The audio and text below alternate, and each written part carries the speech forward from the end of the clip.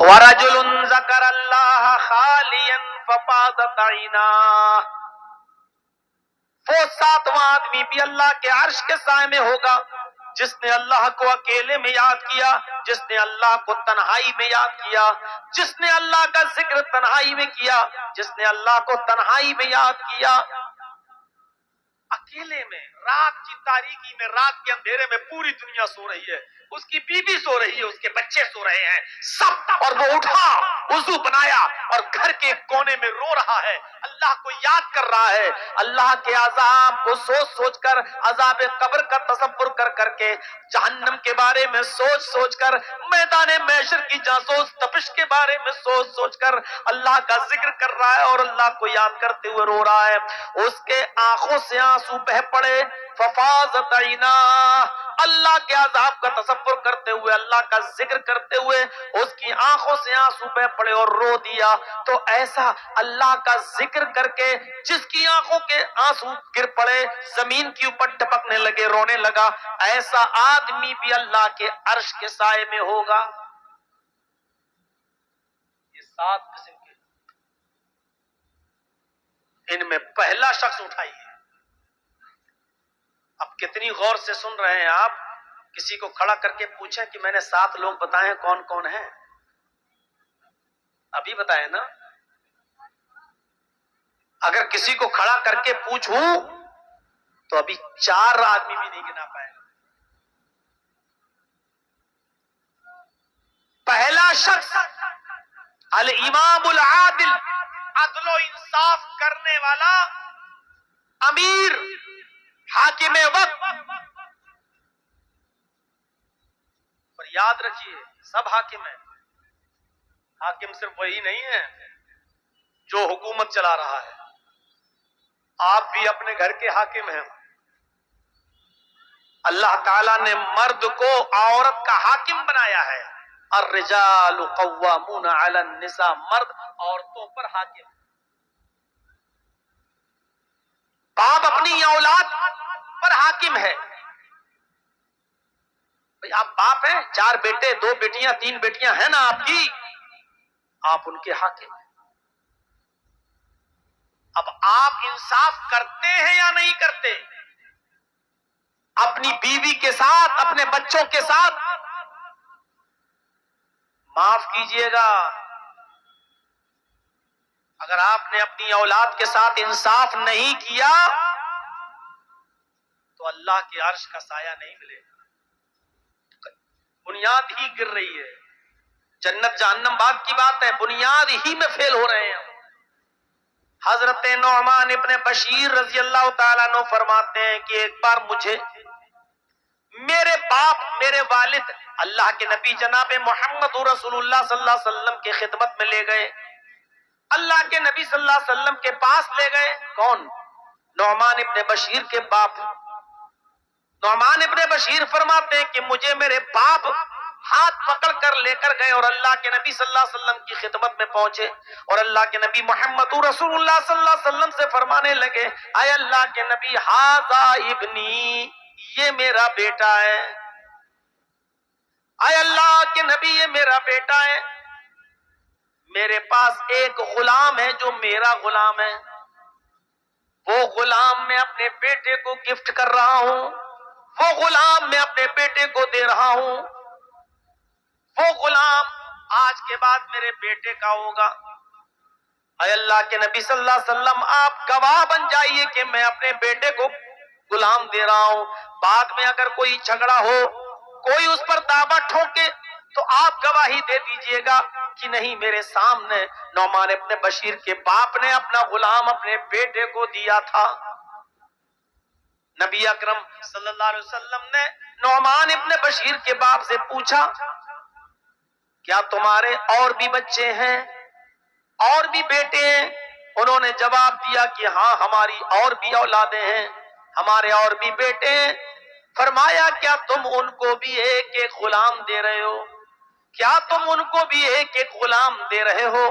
نعمان ابن بشیر کے باپ نے فرمایا، نہیں، میں صرف اپنے اسی ایک بیٹے کو، ایک غلام ہے وہ میں اس کو ہبہ کر رہا ہوں، وہ میں اس کو دے رہا ہوں۔ اللہ کے نبی جناب محمد رسول اللہ صلی اللہ علیہ وسلم فرماتے ہیں پھر اپنے اس بچے سے بھی وہ غلام لے لو، اگر دینا ہے تو سارے بیٹوں کو ایک ایک غلام دو، اور اگر نہیں دینا ہے تو اس بچے سے بھی لے لو۔ میں بے ایمانی کے سودے پر گواہ نہیں بنتا، مجھے گواہ بنانا ہے تو ایمانداری کے ساتھ گواہ بناؤ، سب کو ایک ایک غلام دو، اور اگر ایک ایک غلام سب کے لیے نہیں ہے تو اپنے بیٹے سے بھی وہ غلام لے لو، نعمان ابن بشیر کو بھی مت دو۔ یہ عدل ہونا چاہیے باپ کا۔ کتنے لوگ ہیں آپ باپ ہوں گے 4 بچوں کے 5 بچوں کے 6، غور کریں زمین و جائیداد کا بٹوارا، غور کریں کیا آپ نے وصیت کی؟ آپ کے 2 بیٹے ہیں 2 بیٹیاں ہیں، آپ کے مرنے کے بعد بیٹوں نے وراثت لے لی، کیا آپ کی بیٹیوں کو بھی حق ملا؟ مسئلہ یاد رکھیے گا، باپ کی زندگی میں اولاد کا کوئی حق نہیں ہے، باپ کی زندگی میں اولاد کا کوئی حق نہیں ہے۔ اگر وہ اپنی زندگی میں بٹوارا کرتا ہے کوئی باپ تو جتنا بیٹے کو دے گا اتنا ہی بیٹی کو بھی دے گا، جتنا بیٹے کو دے گا اتنا بیٹی کو بھی دے گا۔ ہاں اگر باپ نے زندگی میں بٹوارا نہیں کیا تو باپ کی وراثت باپ کے انتقال کے بعد جب تقسیم ہوگی تو جتنا بیٹے کو ملے گا اس سے آدھا بیٹی کا بھی حق بنے گا، لیکن وراثت مرنے کے بعد تقسیم ہوگی تب۔ لیکن آپ نے وصیت کی کہ میرے انتقال کے بعد میرے بیٹوں کا جتنا بنے بیٹوں کو دینا، میری بیٹی کا جتنا بنے ان بیٹیوں کو دینا، کیا آپ نے وصیت کی؟ اگر زمین و جائیداد کے بٹوارے میں امانت داری نہیں ہوئی، بیٹوں کے ساتھ بیٹیوں کو حق نہیں ملا، بہنوں کو حق نہیں دیا آپ نے، آپ کے مرنے کے بعد آپ کی بیوی کو حق نہیں ملا، تو یاد رکھیے قیامت کے دن عرش کا سایہ نصیب نہیں ہوگا۔ سایہ عرش کا ملے گا ہی اس شخص کو جو عدل و انصاف کر رہا ہوگا۔ ایک ذمہ دار شخص کے لیے ضروری ہے کہ وہ ذمہ داری کے ساتھ نبھائے اور عدل و انصاف کرنے کی وصیت کر جائے اپنی زندگی میں کہ میرے بچوں سنو، ایک عالم کو بلا لینا میرے انتقال کے بعد، اور وہ زمین و جائیداد کا بالکل صحیح بٹوارا کر دے، بیٹوں کا جتنا بنتا بیٹوں کو دے دے، بیوی کا جتنا بنتا وہ بیوی کو دے دے، بہنوں کا بیٹیوں کا جتنا بنتا وہ بیٹیوں کو دے دے، میرے مرنے کے بعد میری بہن کا جتنا بنتا وہ بہن کا حق دیا جائے۔ اگر آپ نے یہ عدل سے کام نہیں لیا تو یاد رکھیے گا سبعۃ یظلھم اللہ فی ظلہ یوم لا ظل الا ظلہ، الامام العادل، قیامت کے دن جو 7 قسم کے لوگ اللہ کے عرش کے سائے میں ہوں گے ان میں ہم نہیں ہوں گے، کیونکہ ہم نے اپنی اولاد کے ساتھ عدل و انصاف کا معاملہ نہیں نبھایا۔ اگر آپ حاکم وقت ہیں تب تو اور زیادہ ذمہ داری بڑھ جاتی ہے کہ اپنی رعایا کے ساتھ اور عوام کے ساتھ اور پبلک کے ساتھ عدل کریں، ورنہ بہت بھیانک انجام ہوگا۔ غسان کا بادشاہ، شاہ غسان، جس کا نام جبلہ ابن ایہم ہے، بہت بڑا بادشاہ ہے غسان کا، عیسائی ہے، اسلام سے متاثر ہو گیا، اسلام کی تعلیمات سے متاثر ہو گیا، پربھاوت ہو گیا، اور سوچنے لگا کہ اب میں اسلام قبول کر لوں تو بہتر ہے، کیونکہ اسلام دن پہ دن بڑھتا جا رہا ہے، اسلام کے اندر خوبیاں ہی خوبیاں نظر آ رہی ہیں۔ لیکن وہ سمجھ رہا تھا کہ میں تو عیسائیوں کا بادشاہ ہوں اور کئی مرتبہ عمر سے ٹکر لے چکا ہوں، عمر مجھ سے ناراض ہوں گے، امیر المومنین عمر فاروق مجھ سے غصہ ہوں گے، پتہ نہیں میں اسلام قبول کرنے جاؤں تو وہ میرے اسلام کو مانے بھی یا نہ مانے، کہیں میری گردن نہ اڑا دیں۔ اس لیے شاہ غسان اپنا ایک قاصد، اپنا ایک دودت، اپنا ایک ایلچی لیٹر لکھ کر، خط لکھ کر امیر المومنین کے پاس بھیجتا ہے غسان کا بادشاہ جبلہ ابن ایہم ایک لیٹر لکھتا ہے اور اپنے دودھ کے ذریعے، اپنے قاصد کے ذریعے وہ لیٹر بھجواتا ہے کہ حضرت عمر فاروق سے یہ پوچھو کہ شاہ غسان جبلہ ابن ایہم، غسان کا بادشاہ جو عیسائی ہے، وہ اسلام قبول کرنا چاہتا ہے، کیا میری اسلام میں انٹری ہوگی یا نہیں ہوگی؟ اس نے ایک قاصد کو بھیجا کہ اب پتا چل جائے گا میرے قاصد کے ساتھ عمر کیا سلوک کرتے ہیں، میرے بھیجے ہوئے دودھ کے ساتھ عمر کیا سلوک کرتے ہیں، اگر اچھا سلوک کیا تو ٹھیک، میں اسلام لے آؤں گا، اور نہیں تو پھر میں عیسائی بنا رہوں گا۔ جب وہ قاصد وہ دودھ حضرت عمر فاروق کے پاس آیا اور امیر المومنین کو وہ لیٹر دیا، حضرت عمر نے اس لیٹر کو پڑھا اور پڑھنے کے بعد اسی لیٹر پر جواب لکھوا دیا کہ تم فوراً چلے آؤ اور اسلام قبول کر لو، اسلام قبول کرنے کے بعد تمہارے اوپر کوئی نقصان نہیں ہے، تم سے کوئی انتقام نہیں لیا جائے گا، تم سے کوئی بدلہ نہیں لیا جائے گا۔ شاہ غسان نے جب جبلہ ابن ایہم نے یہ لیٹر پڑھا تو بڑا تعجب کرنے لگا کہ حضرت عمر فاروق رضی اللہ تعالیٰ عنہ نے اتنی آسانی کے ساتھ میرے اسلام قبول کرنے کی بات مان لی اور پرانی دشمنی سب بھول گئے۔ اس کو حضرت عمر کی یہ سادگی پسند آئی، اس نے اپنے 500 گھڑ سواروں کو لیا، 500 ساتھیوں کو لیا اور اپنے گھوڑوں پر بیٹھ کر وہ مدینے کی طرف سفر کرنے لگا۔ اپنے ساتھیوں کے ساتھ جیسے ہی مدینے آیا تو حضرت عمر فاروق کا شہر مدینہ آنے سے پہلے اس نے ایک جنگل کے اندر خیمہ ڈالا، ایک جنگل کے اندر پڑاؤ ڈالا اور یہاں آنے کے بعد رک گیا اور یہیں سے اس نے خبر بھیجی کہ میں آ چکا ہوں، اب میں آپ سے ملنے آؤں یا نہیں آؤں۔ حضرت عمر فاروق نے اس کو اجازت دے دی کہ جب تم آ ہی چکے ہو تو اب شوق سے تم مدینے کے اندر داخل ہو جاؤ۔ حضرت عمر نے اپنے صحابہ کو بھی لگا دیا کہ ان مہمانوں کی اچھی طریقے سے مہمان نوازی کرنا۔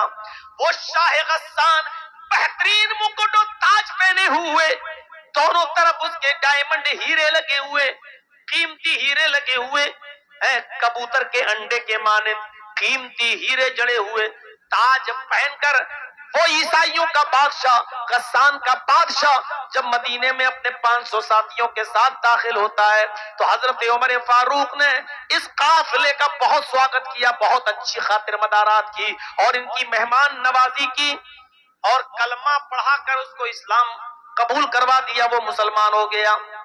شاہ غسان عیسائیوں کا بادشاہ وہ مسلمان ہو جاتا ہے۔ جو چیز میں آپ کو بتانا چاہتا ہوں وہ سنتے رہیے نوجوانوں، یہ تقریر میری آج کی اور دوسری جگہوں کی تقریروں سے بالکل الگ ہے، بالکل الگ ہٹ کر ہے۔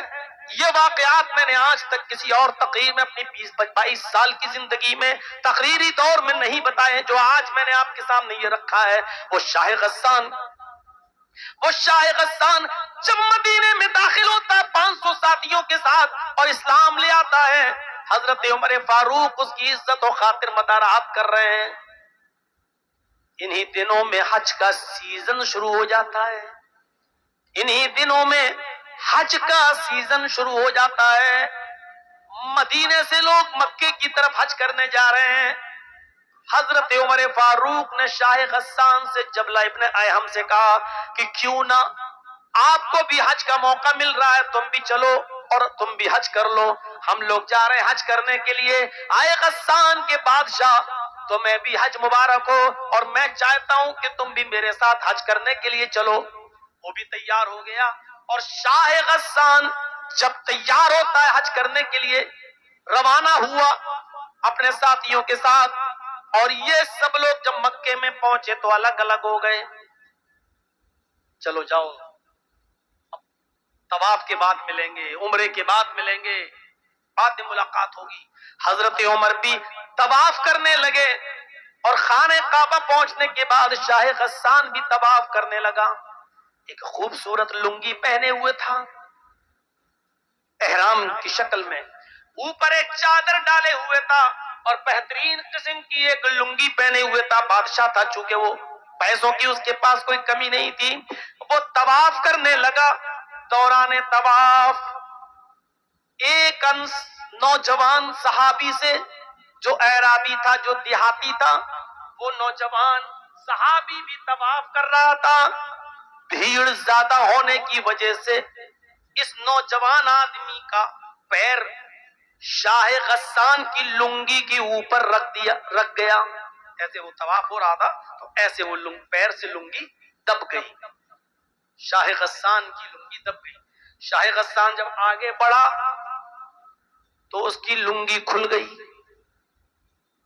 शाह गस्सान की लुंगी खुल गई। चादर इतनी लंबी थी ऊपर वाली, जो नीचे तक थी उसकी शर्मगाह नहीं दिखाई दी, सतर नहीं खुला, उसकी लुंगी खुल गई। इसने जल्दी से, नौजवान ने, इस मुसलमान सहाबी ने जल्दी से उसकी लुंगी उठाकर उसको दी कि भाई गलती से, धोखे से मेरा पैर तुम्हारी चादर पर, तुम्हारी लुंगी पर रख गया। शाह गस्सान ने देखा एक गरीब आदमी जिसके एहराम में पैबंद लगे हुए हैं, जिसके कपड़े में जोड़ लगे हुए हैं, इस कमीने ने, इस कमबख्त ने मेरी लुंगी को अपने पैर से दबा दिया। शाह गस्सान पीछे मुड़ा और उसने एक जोरदार थप्पड़ इस मुसलमान नौजवान को, इस सहाबी को मार दिया। देखो उस लड़के को रोको, लाल लाइट मार रहा है। यही माँ बाप ने सिखाया है। इतने इतने से बच्चे हैं, इनको ये भी नहीं मालूम लाइट कहां मारी जाती है।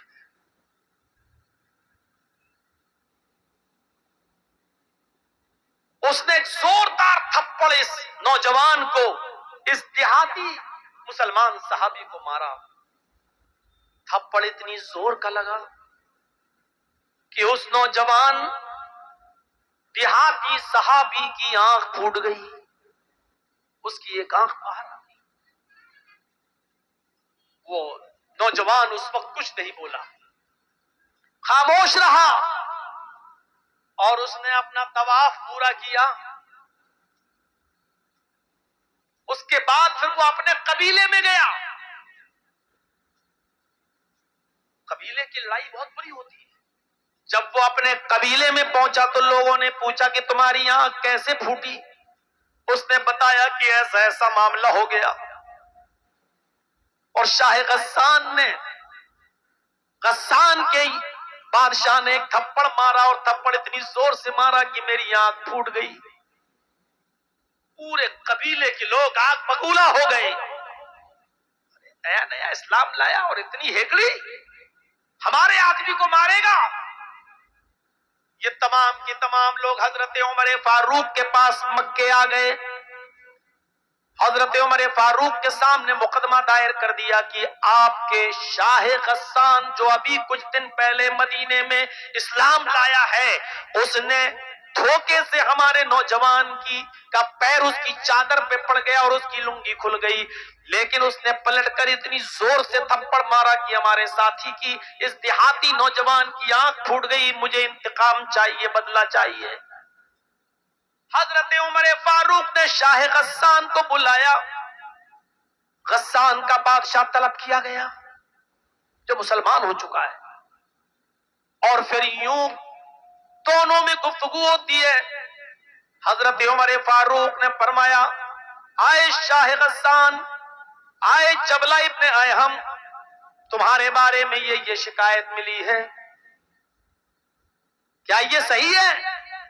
कहने लगा वो जबला, अमीरुल मोमिनीन, इस नौजवान देहाती आदमी ने मेरी चादर पर पैर रख दिया, मैं आगे बढ़ा, मेरी लुंगी खुल गई, मेरी चादर खुल गई, मैंने इसको थप्पड़ मार दिया है।